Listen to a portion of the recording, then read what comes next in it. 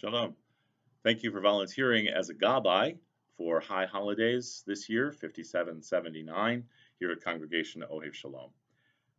Your job as a gabbai rishon or gabbai sheni, is crucial to not only the Torah service itself, but the seamless transition from the morning service through the Torah service and on into Musaf. Really, in a very significant way, the Torah service is the high point of the morning service. I know I'd like to say that the sermon is the high point of the morning service, but I know better. Some people come from the sermon, but really, the Torah service, the public reading of the Torah, is probably one of the most inspiring and really, really awe-inspiring parts of our ritual. There's so much pomp and circumstance that's involved with taking the Torah out. The public reading of this scroll, which is handwritten and handmade. We are reenacting something which has been done in Jewish communities since the time of Ezra the scribe, so the early Second Temple period. And we are connecting ourselves across space and time with Jewish communities around the world and throughout Jewish history, and God willing, many, many centuries into the future as well. The other thing to keep in mind is the Torah service is really meant to be a reenactment of Mount Sinai.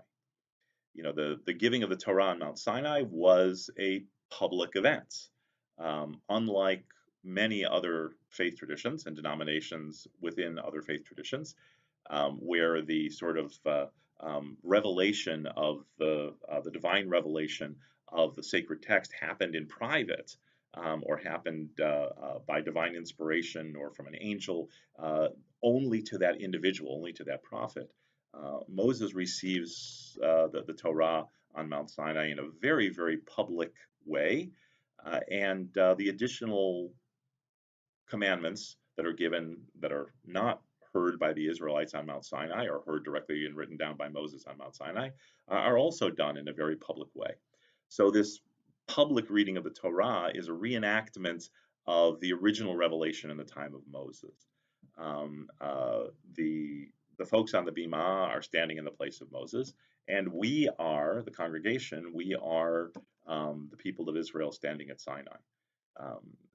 That is a very real part of our tradition. So being Gabbai'im carries a lot more weight than perhaps you thought it did. But it's too late now. You can't get out of the job. I don't think anybody wants to.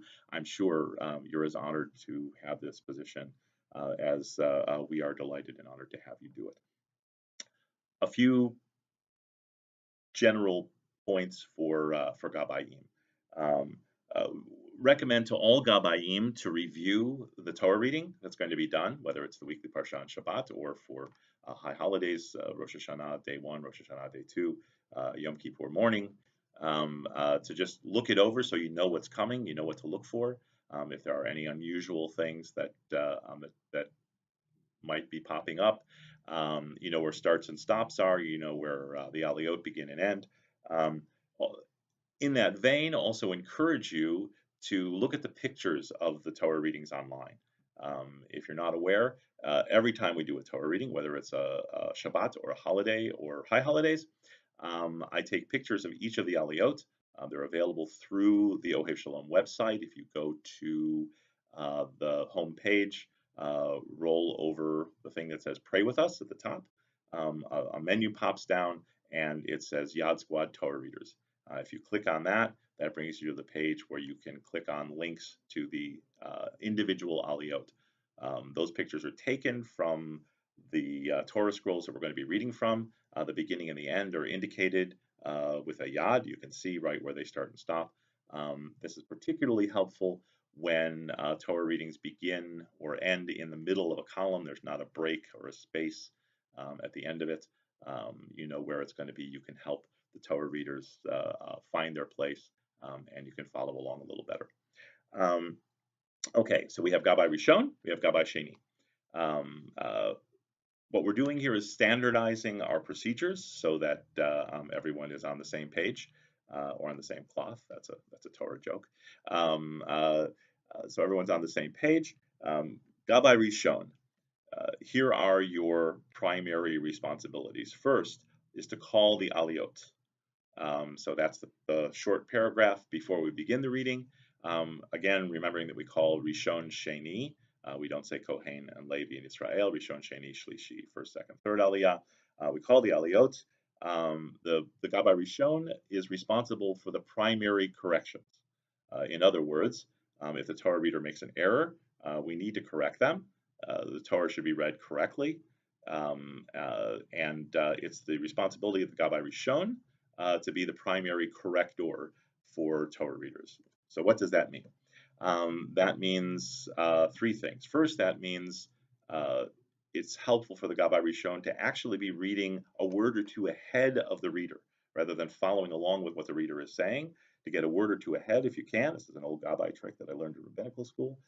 So your ears are sort of ready to hear the correct pronunciation, and if they don't, you can correct quickly.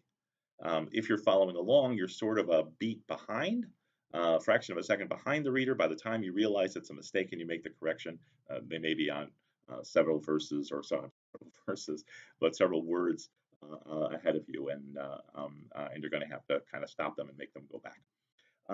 Number two, what is a correctable error?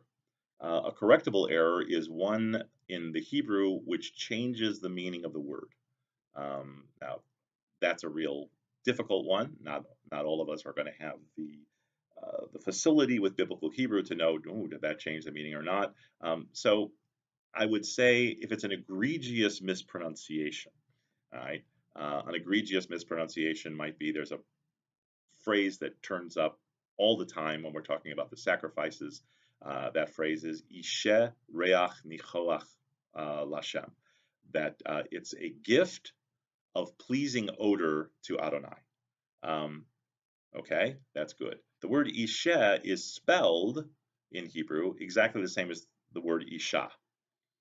So if a Torah reader says Isha Reach Nichoach Lashem, which would mean a woman, a pleasing gift of a pleasing odor to God, that's a mistake we need to correct. If, however, it's a difference between the word lecha, to you, or lach, which also means to you, that's probably one we don't need to worry about correcting because the meaning of the word hasn't changed. When it comes to trope, point number three, when it comes to trope, the cantillation, the melody, the only corrections we need to make are full stops. So if somebody runs through the end of a sentence, whatever it is they're singing, the way that they're singing it, there's a million different ways to do trope and they're all correct. That's a place where we have to let them know that's a full stop.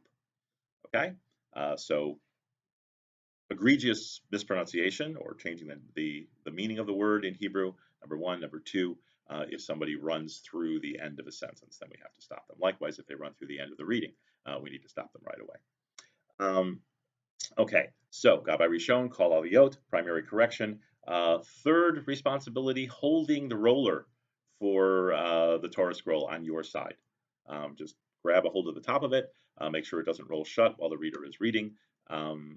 Small thing, but important because that way there isn't any confusion. Sometimes it gets a little bit of a balagan.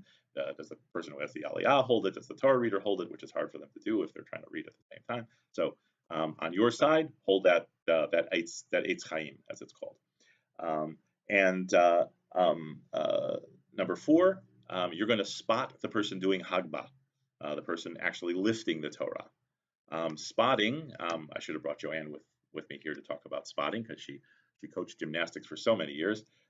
Spotting means being close enough to help out if necessary, but far enough back that it doesn't feel like you're underfoot or hovering, or that you don't have confidence in the person. And even if you don't have confidence in the person lifting, we want them to feel like we do. And that's important for the Gabbai Rishon to be close enough that you can get there to help if they need help. I know that it's a reflexive reaction that when somebody lifts up the Torah, you want to help. we need to make a conscious effort not to reach for the Torah when the person's doing it, because that gesture coming at you um, is something that's going to make you panic. And maybe even recoil. Before you can even think about it, if someone reaches for you, your lizard brain there, your lower brain, immediately just goes and pulls back. And we could actually have someone wobble or drop a Torah, although that's never happened um, uh, in our congregation since I've been here, uh, uh, in the course of trying to be helpful. So we need to kind of suppress that reflexive reaction as much as we possibly can, while also being right nearby to help. Um, uh, when the person sits down with the Sefer Torah, and we want to encourage them to sit down as quickly as possible.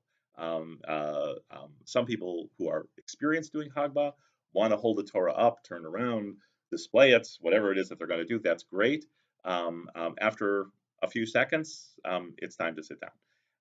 And if someone is uncertain about it or they're new to it, then we want to get them to the seat there quickly without seeming like we're rushing them. If a person comes up to do Hagbah and they really don't seem to know what to do at all, or they just sort of grab the handles and try and lift straight up, then quietly and politely we want to say, grab both handles, lift up, pull it over the edge of the table so that you can get some leverage, then lever down, bend your knees, lever down, and lift straight up. I'll be here to help you if you need it. Okay? Um, uh, and once the Hagbah sits down with the Sefer Torah, allow the Galilah, the person who is dressing the Torah, to be the one to kind of roll it up, make sure that it's tight. You can make sure that it's tight all the way, but allow that person to do it. The word Galilah, or golel or golelet, which is the noun for the person who is doing it, it means roller, one who rolls things up, not dresser. So the important part of their job is actually rolling up the Torah. That's the honor because they actually get to make contact with the Atzei Chaim and do a job which is directly affecting a Torah scroll.